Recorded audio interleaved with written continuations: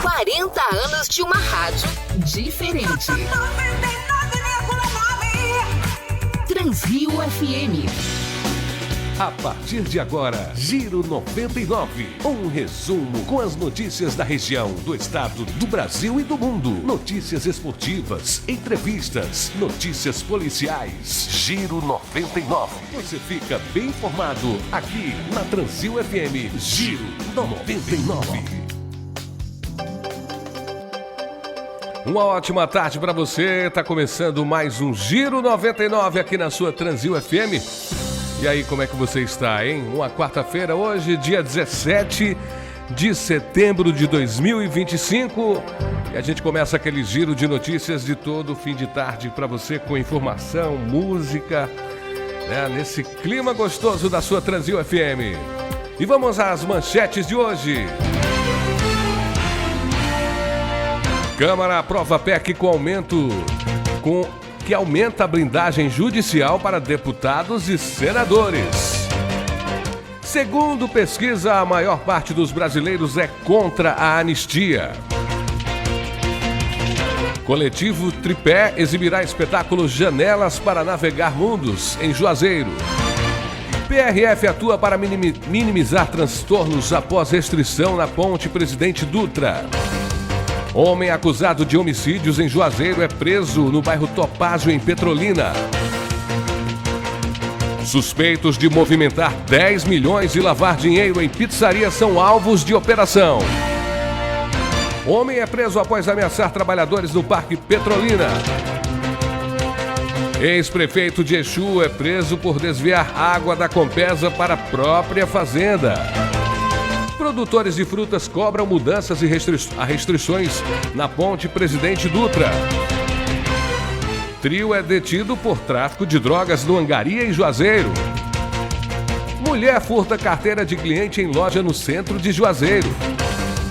Comunidade de Curaçá protesta contra a morte do jovem Kaique dos Santos durante a ação policial. Festival Cristão abre a programação dos 130 anos de Petrolina. Essas e outras notícias aqui no nosso Giro 99, que está começando. Uma ótima tarde para você aí no comércio de Petrolina, Juazeiro, você que está no trânsito nos acompanhando aí, nos dando essa carona. Paciência, né? Você vai chegar lá, não adianta esquentar a cabeça, porque essa reforma vai complicar, tá complicando um pouquinho, mas lá na frente também a gente vai comemorar e é isso aí. Eu torcer que seja o mais rápido possível, né? E vamos lá. Giro 99 aqui na sua Transrio, agora 5 horas e 5 minutos. Deputados deram a prova que, na verdade, eles trabalham em prol deles mesmos, né? Tiraram onda com o brasileiro e a Câmara dos Deputados aprovou nesta terça-feira a proposta de emenda constitucional que aumenta a blindagem judicial para deputados e senadores. É a chamada PEC da blindagem. O texto permite a parlamentares, por exemplo, barrarem a prisão de colegas, determinada pela Justiça em votação secreta. Essa votação secreta foi retirada ontem à noite, mas o Hugo Mota fez uma manobra hoje e já recolocou aí no projeto. Congressistas são favoráveis à PEC, afirmam que ela volta às regras da Constituição de 1988, mas, na verdade, ela acrescenta novas blindagens, como a votação secreta para prisão. No caso, em 88, era outra situação e os deputados, na verdade, eram perseguidos por ainda resquícios da ditadura militar. Então, essa volta é totalmente infundada. Na verdade, o que eles querem é se blindar cada vez mais e ficarem impunes. Eles deram mostra que trabalham para eles. A gente vai falar aqui os nomes uns a uns, aqui, um a um da Bahia, de Pernambuco, quem votou a favor, né? Por exemplo, a deputada do PSOL, ela votou contra e argumentou na hora do seu voto.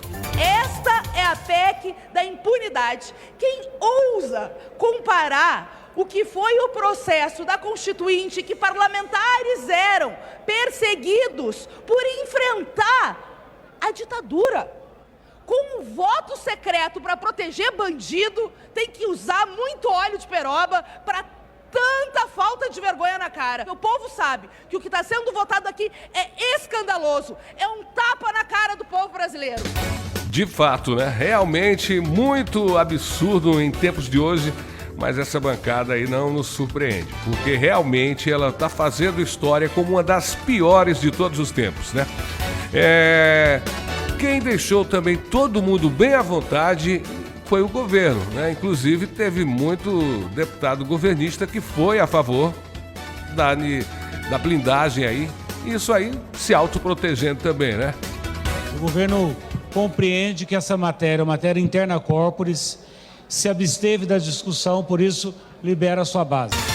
Na verdade não aguentou a pressão e foi obrigado a concordar, porque muitos deputados estão de fato concordando com isso, porque não quer que seja, né? Essa blindagem na lei, ela ocorreu de 88 a parece que 2001. Nesse período que precisava passar pelos deputados, sabe quantos deputados foram condenados? Me parece que apenas um. E mais de 205 foram não só... na verdade, a investigação não foi aceita. E é isso que eles querem. Eles mesmos decidirem, né?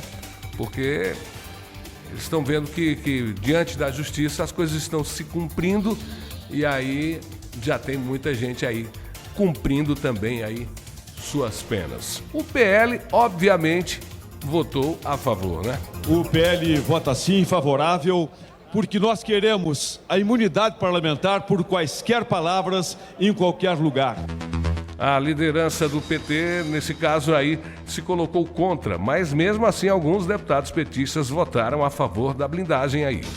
Não vejo como interesse do povo brasileiro uma PEC que protege parlamentares, deputados e senadores.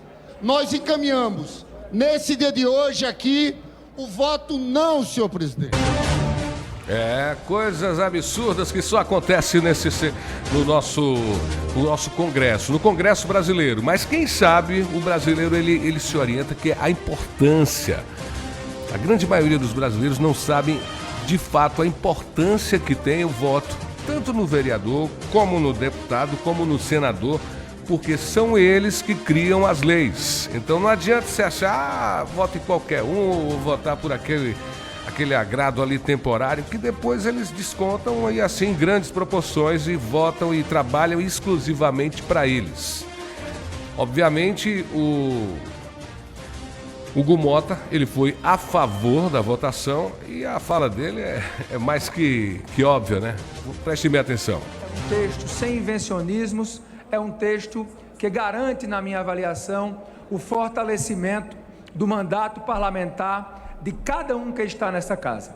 Essa não é uma pauta de governo ou de oposição, essa não é uma pauta do PT ou do PL, essa não é uma pauta da direita ou da esquerda. Ele disse tudo, não é uma pauta de partido, de ninguém, é uma pauta deles, exclusivamente para se autoproteger.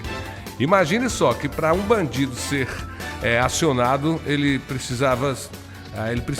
a justiça precisaria da aprovação dos colegas dele. Então é o caso, né? Como é que o cara comete um crime e os próprios colegas é que vão avaliar se ele merece ser investigado ou não? Aí ele já sabe o que é que vai acontecer, né? Pois eram necessários 308 votos para aprovação e o placar foi de 353 a 134 no primeiro turno e 344 a 133 no segundo turno. Agora a Câmara precisa votar 3 destaques antes da matéria ir para o Senado. O presidente da Comissão de Constituição e Justiça, CCJ, do Senado, Otto Alencar, já afirmou que o texto não passará pelo colegiado.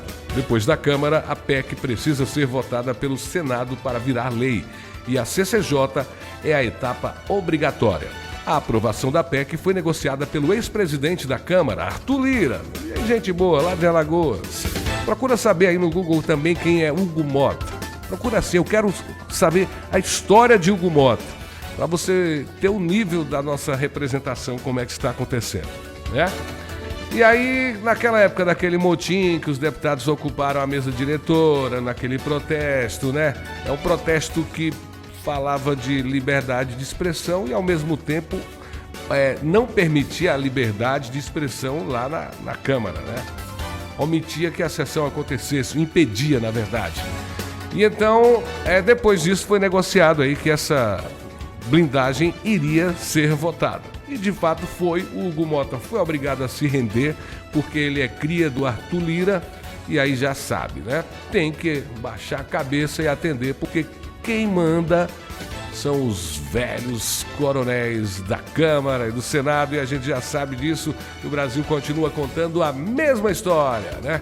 Apesar que se renova, mas na verdade a renovação vem de aquelas mesmas figuras, com aquela mesma pegada de sempre, defendendo os interesses deles próprios. São 5 horas e 13 minutos, esse é o Giro 99.